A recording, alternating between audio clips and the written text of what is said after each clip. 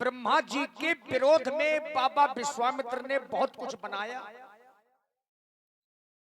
बाबा विश्वामित्र ने, अगर ब्रह्मा जी ने माछी बनाई तो विश्वामित्र जी ने मच्छर बनाए, झींगुर, किचुआ, यहां तक कि मानव का रूप बना रहे थे। आप लोगों ने नारियल देखा होगा, नारियल, ये मानव का सिर बना रहे थे बाबा विश्वामित्र। सभी देवताओं में हाहाकार हो गया कि ये तो सृष्टि के प्रतिकूल होने जा रहा है। खीरा, ककड़ी, बाजरा, ये सब बाबा विश्वामित्र की देन है। जब सभी देवताओं ने आकर के विनय की तब इनका क्रोध शांत हुआ, और जो कुछ इन्होंने निर्माण किया तो ब्रह्मा जी ने इनके द्वारा बनाई गई सभी चीजों को अपनी सृष्टि में शामिल किया। इसीलिए इनको महाज्ञानी कहा गया है।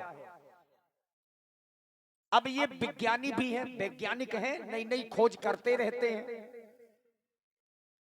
यहां से पहली चौपाई है करि भोजन मुनिवर विज्ञानी। देखिए, भोजन करने का जो उचित समय होता है वो हमारे संत लोग जानते हैं।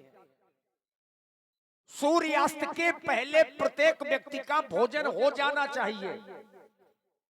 भगवान सूर्य अस्त न होने पाए और उसके पहले ही भोजन कर लेना चाहिए। ये भोजन करने का सर्वोत्तम समय बताया गया है, और यही हमारा आयुर्वेद कहता है कि सूर्यास्त के पहले जो लोग भोजन कर लेते हैं वो संपूर्ण जीवन में पेट के रोगी नहीं होते। बाबा ने वही किया, भोजन किया।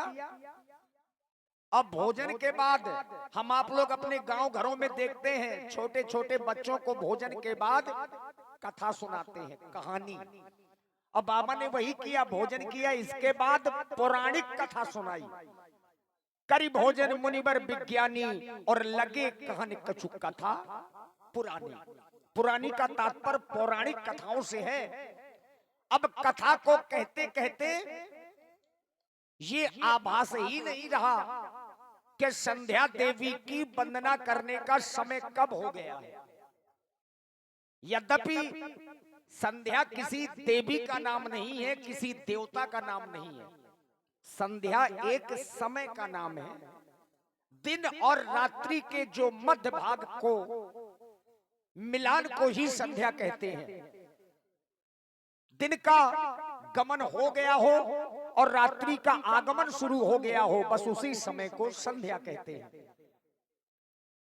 अब इसी संध्या बंदन में एक मूल उद्देश्य है कि संसार के लोग संध्या बंदन करें तो क्यों करें। आपने देखा होगा, अगर आपकी पत्नी भी आपका साथ निभाती है तो केवल दरवाजे तक। आपके परिवार के लोग आपका साथ निभाते हैं तो केवल शमशान घाट तक। आपका बेटा भी अगर हक निभाता है तो अग्निदान तक। लेकिन इसके आगे अगर कोई साथ निभाने वाला होता है, या ये कह दिया जाए कि मरने के बाद व्यक्ति के साथ में किया जाता है, तो केवल भजन है। ये भजन रूपी धन जिसने संसार में रह करके एकत्रित कर लिया, बस उसका बेड़ा पार हो जाता है, और नहीं तो इसी 84 में यह जीव भटकता रहता है। तो इस प्रसंग का जो मूल उद्देश्य है वो यही है कि भगवान का भजन सभी को करना चाहिए। ये भजन भजन नहीं, ये धन है जो मरने के बाद भी साथ में जाता है।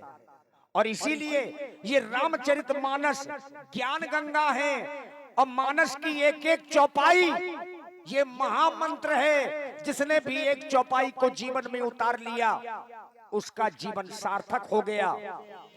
तुम्हें बुलाए